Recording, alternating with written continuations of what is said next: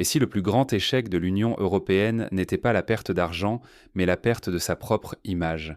Ce qui devait être une démonstration éclatante de force s'est transformé en humiliation devant le monde entier. 16 heures, oui, 16 longues heures de négociations acharnées à Bruxelles pour décider du sort des actifs russes gelés. Et pourtant, tout a dérapé. Au départ, tout semblait joué d'avance. Les dirigeants européens promettaient à l'Ukraine une victoire historique, 140 milliards d'euros issus de la confiscation des avoirs russes. Volodymyr Zelensky lui-même avait fait le déplacement, incarnant la gravité du moment et l'espoir d'un tournant décisif pour son pays. Les caméras étaient prêtes, les discours déjà écrits, la scène attendait son triomphe. Mais à la dernière minute, un seul homme a bloqué la machine, le Premier ministre belge. Seul face à l'ensemble de l'Union, il a tenu tête à une pression colossale, refusant de céder malgré les menaces, les promesses et l'isolement. Résultat, le grand plan de confiscation s'est effondré. Non seulement la décision a été enterrée, mais l'Europe a dû reculer, avouant publiquement son incapacité à agir comme un bloc uni. Ce fiasco laisse l'Union européenne face à un risque immense. Non seulement sa réputation et sa cohésion sont en jeu, mais ce sont aussi les contribuables qui pourraient se retrouver à payer, à travers des dettes contractées pour un soutien dont personne ne garantit le retour. Alors, comment une victoire annoncée s'est-elle transformée en débâcle? Comment un sommet, qui devait graver l'unité européenne dans l'histoire, s'est-il soldé par un revers aussi cuisant? Pour comprendre la portée de cet échec, il faut revenir sur les coulisses de ces négociations et les attentes insoutenables qui pesaient sur Bruxelles. Pourquoi tout semblait joué d'avance et comment la confiance s'est lentement transformée en panique? Dès l'aube du sommet à Bruxelles, les dirigeants européens affichaient une certitude inébranlable. Ursula von der Leyen, Antonio Costa et bien d'autres étaient les convaincus que le plan allait passer sans accroc, que l'Union européenne allait enfin saisir les actifs russes gelés pour financer l'Ukraine. Les discours étaient fermes, les communiqués triomphants. Même Volodymyr Zelensky s'était déplacé en personne, persuadé d'assister à un moment historique où l'Europe démontrerait son unité face à Moscou. Tout semblait verrouillé, tout semblait acquis, du moins en apparence. En coulisses pourtant, la tension montait. Derrière l'affichage d'unité, les pressions étaient intenses. Les chefs d'État multipliaient menaces d'isolement, promesses de compensation généreuses et avertissements sur les conséquences d'un refus. L'idée dominante au sein de la salle, l'Ukraine remboursera forcément un jour, ou bien la Russie paiera des réparations. Pour les architectes de ce plan, le risque paraissait négligeable. L'Europe ne pouvait pas perdre. Mais cette croyance était une illusion partagée et dangereuse, car la réalité soigneusement ignorée dans l'euphorie des premiers échanges était tout autre. Si l'Ukraine ne rembourse jamais, ce sont les contribuables européens qui paieront la facture. Un gouffre financier qui menace d'engloutir des milliards d'euros tout en sapant la confiance des citoyens envers leurs dirigeants.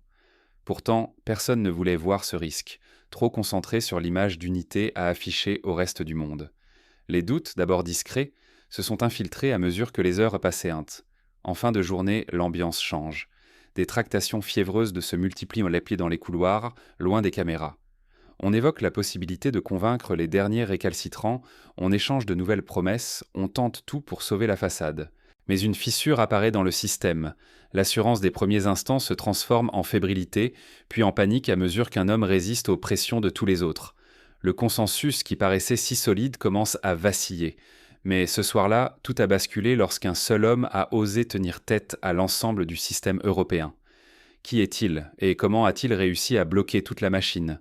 Un homme face à la machine. Et si le vrai pouvoir aujourd'hui, c'était simplement de savoir dire non, c'est exactement ce qui s'est joué derrière les portes fermées du sommet européen. Alors que tout semblait ficelé, le Premier ministre belge a scandaleusement refusé de plier. Il n'était pas prêt à endetter les citoyens de son pays pour un remboursement qui, selon lui, n'arriverait jamais. Le calcul était simple.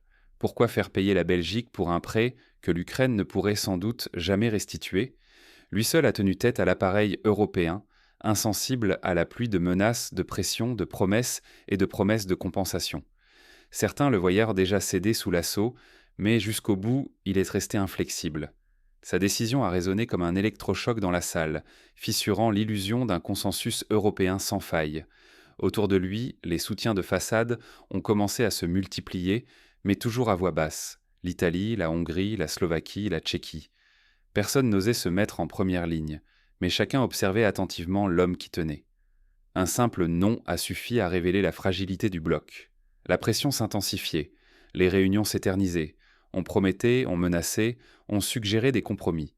Rien n'y faisait. Et puis, coup de théâtre, Volodymyr Zelensky, venu spécialement pour célébrer la victoire, quitte la scène avant même la fin des discussions.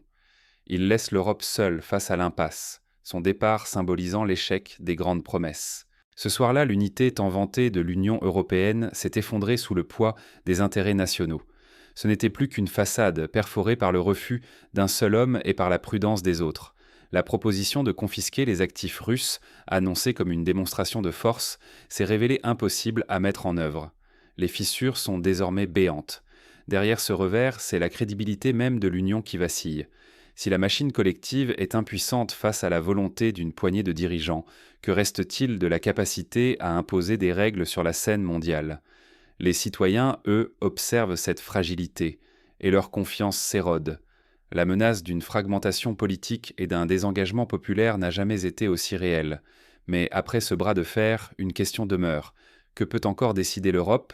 Et quelle porte cette nuit de rupture vient-elle d'ouvrir ou de fermer pour l'avenir du continent ? Dans cette nouvelle réalité, comment les institutions européennes peuvent-elles encore prétendre parler d'une seule voix ? Qu'arrive-t-il lorsque la façade s'effondre et que les factures deviennent réelles ? La réponse se dessine à Bruxelles, là où l'impossible compromis est devenu la seule option restante. Devant l'échec retentissant de la confiscation, les dirigeants européens ont improvisé un nouveau plan, près de 90 milliards d'euros de crédits collectifs étalés sur 2 ans pour soutenir l'Ukraine. Mais cette somme colossale n'est pas un don, ni une solution durable. Il s'agit d'une dette garantie par le budget européen qu'il faudra rembourser. Par l'Ukraine un jour, ou plus probablement par les générations futures, des Ukrainiens comme des Européens. Ce choix révèle une spirale de dépendance sans fin.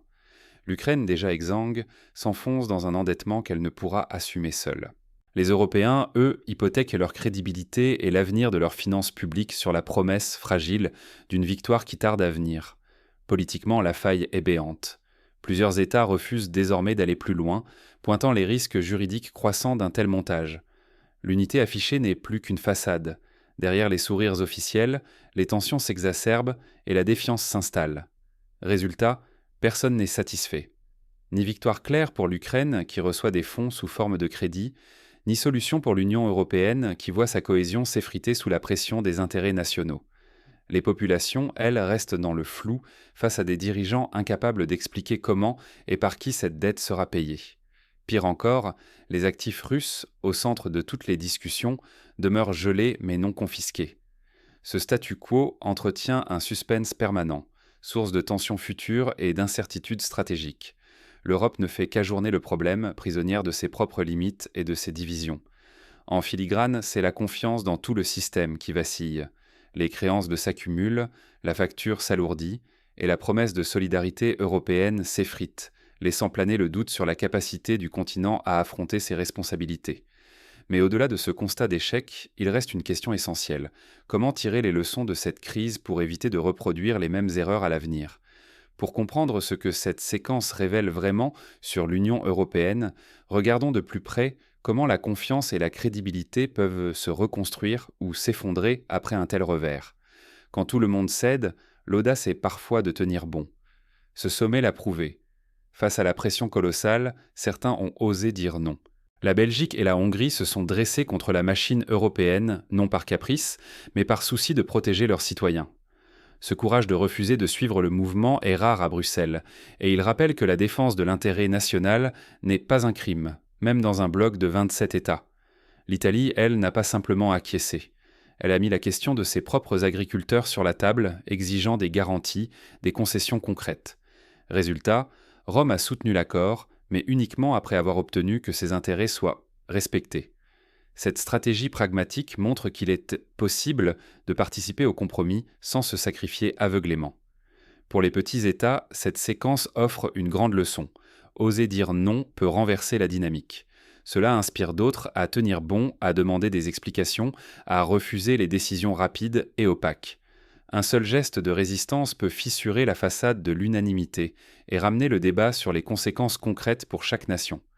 Ce revers a aussi mis en lumière les limites du système européen actuel. L'absence de transparence, le manque de débat public et l'éloignement des réalités nationales rendent toute décision risquée.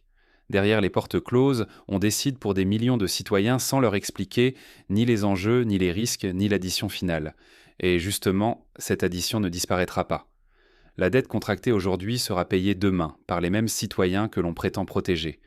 Les générations futures, elles aussi, seront tenues responsables de choix faits dans la précipitation ou l'opacité. Dire non parfois, c'est refuser que le poids d'une erreur collective ne repose que sur les contribuables. Il est donc crucial d'apprendre à défendre ses intérêts nationaux au sein de l'Union et d'exiger systématiquement davantage de transparence, de débat et d'honnêteté sur les conséquences des décisions prises. La confiance dans l'Europe se joue ici, sur la capacité des gouvernants à expliquer, à écouter et à choisir en connaissance de cause. La question qui demeure, ce coup d'arrêt suffira-t-il à transformer en profondeur la façon dont l'Europe décide à huis clos ? Peut-être, mais le prochain épisode pourrait bien surprendre encore. La prochaine fois que l'on vous promet l'unité et la force, regardez bien qui paiera vraiment la facture. 16 heures de tractation ont accouché d'un compromis qui n'a convaincu personne. Derrière la façade de solidarité, ce sont des accords secrets et des jeux d'intérêts qui décident du sort de milliards d'euros, pas la volonté commune des peuples européens. Cette fois, le projet de confisquer les avoirs russes s'est effondré sur la simple opposition d'un seul État membre. Une seule voix a suffi à bloquer la mécanique européenne et à rappeler que notre avenir financier se joue souvent à huis clos, loin des regards des citoyens. Ce choix n'est pas anodin. Il engage la crédibilité de l'Union européenne sur la scène internationale, il pèse sur la stabilité financière de demain, et il fait reposer sur les épaules des contribuables européens un fardeau qui devrait pourtant être assumé collectivement et de façon transparente. Accepter que des négociations opaques déterminent l'usage de sommes colossales, c'est laisser filer le contrôle démocratique sur notre argent et notre réputation. Chaque compromis arraché dans l'ombre affaiblit un peu plus la confiance dans nos institutions et accroît le risque de voir les citoyens se détourner d'elles. Jusqu'à quand tolérerons-nous que de telles tractations se jouent sans nous, alors que c'est notre avenir qui est en jeu ? Laisser faire, c'est accepter un glissement de pouvoir hors de tout contrôle citoyen et accepter que la facture des échecs soit envoyée, tôt ou tard, à chacun d'entre nous. Ce sommet devait démontrer la force de l'Union. Il n'a fait que mettre au jour ses fissures. Mais ce n'est peut-être que le début d'une remise en question plus profonde.